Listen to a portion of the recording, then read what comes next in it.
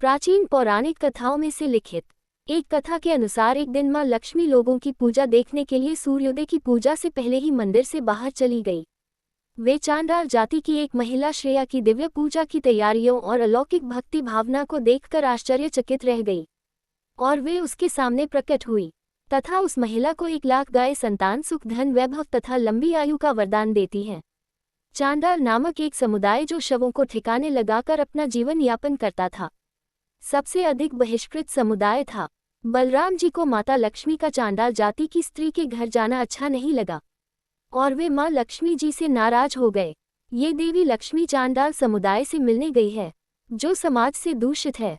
अब लक्ष्मी मंदिर में प्रवेश नहीं कर सकती। भैया, इस बार लक्ष्मी को माफ कर दो। मैं लक्ष्मी को समझाओ कि वह आगे से ऐसा ना करें। लक्ष्मी की भूल क्षमा योग्य नहीं है।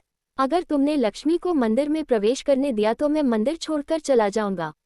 बलराम जी अपनी बात पर अड़े रहे। वो और कहा कि अगर जगन्नाथ जी ऐसा नहीं करेंगे तो वो मैं मंदिर में प्रवेश नहीं करूंगा।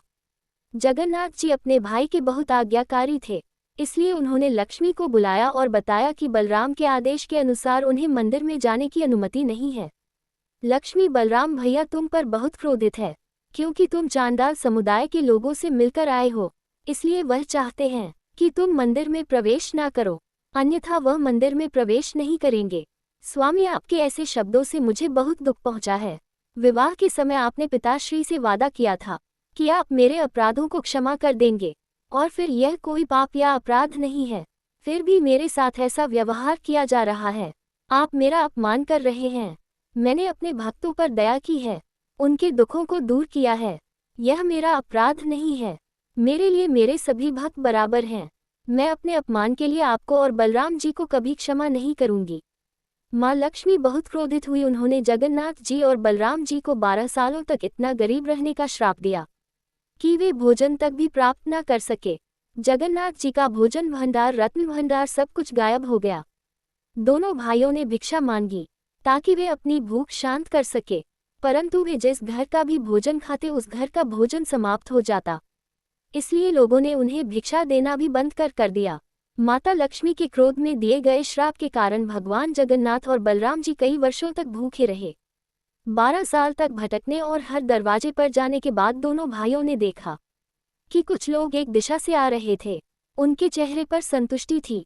पूछताछ करने पर भाइयों को एक घर के बारे में पता चला जो भोजन दान कर रहा था और उन्होंने चांडाल समुदाय क्षेत्र की ओर इशारा किया।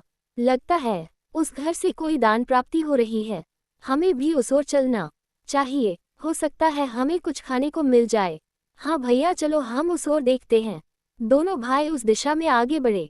गृह स्वामी उन्हें भोजन कराने में प्रसन्न था, लेकिन चूंकि यह डाली का घर था, इसलिए बलराम डाली के हाथ का बना खाना नहीं खाना चाहते थे, बल्कि उन्होंने भोजन सामग्री और खाना पकाने की सुविधा की मांग की ताकि वे स्वयं खाना बनाकर खा सके।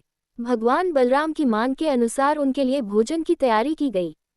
खाना बनाने की तैयारी होने के बाद बलराम नहाने चले गए और उन्होंने जगन्नाथ जी से खाना बनाने लकड़ियां नहीं जला पा रहे थे। बलराम जी थे, लेकिन उन्होंने देखा कि जगन्नाथ जी ने खाना बनाना शुरू कर दिया, लेकिन वे खाना बनाने के लिए खुशी खुशी खाना बनाने के बारे में सोच रहे। कुछ भी नहीं बनाया है, तुमने तो अभी तक भोजन बनाने के लिए लकड़ियां भी नहीं जलाई है। मैं स्नान करके लौट भी आया भैया, मैं बहुत देर से आग उत्पन्न करने की कोशिश कर रहा हूँ, किंतु लकड़ियों में आग लग ही नहीं रही। ये सब भूख से हो रहा है। भूख के कारण तुम्हारे हाथों की शक्ति क्षीण हो गई है। लाओ लकड़ियां मैं जला लेता हूँ।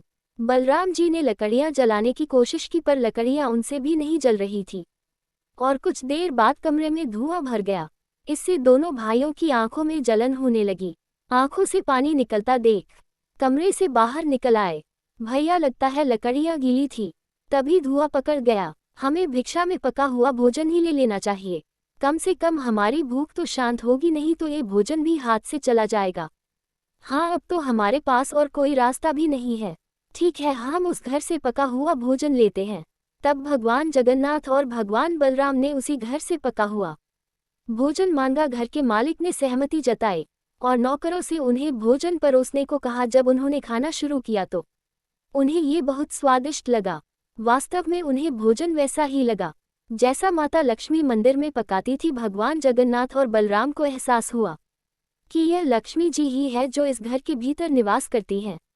हमें लक्ष्मी से क्षमा मांगनी चाहिए, हमने लक्ष्मी के साथ बहुत गलत किया। आप ठीक कह रहे हो भैया, हम लक्ष्मी से क्षमा मांगेंगे। बलराम जी और जगन्नाथ जी को भोजन उसी घर से प्राप्त हुआ जिस घर को उन्होंने दूषित कहा था। आज उसी घर में उनकी 12 वर्षों की भूख मिटी थी। बलराम जी और जगन्नाथ जी दोनों को अपनी भूल का एहसास हुआ। वे लक्ष्मी जी के पास गए और उनसे क्षमा मांगी तथा उन्हें मंदिर ले आए। वास्तव में ये सब लीला जगन्नाथ जी, बलराम जी और लक्ष्मी जी के द्वारा रची गई थी। इस पूरी घटना के द्वारा वे तीनों मानव जाति को ये संदेश देना चाहते थे कि भगवान के लिए कोई भी जाति ऊंची नीची नहीं होती, उनके लिए सभी भक्त एक समान हैं। भगवान जगन्नाथ जी के मंदिर में दर्शन के लिए कोई भी भक्त जा सकता है। उनके मंदिर के पट सदैव अपने सभी भक्तों के लिए खुले रहते।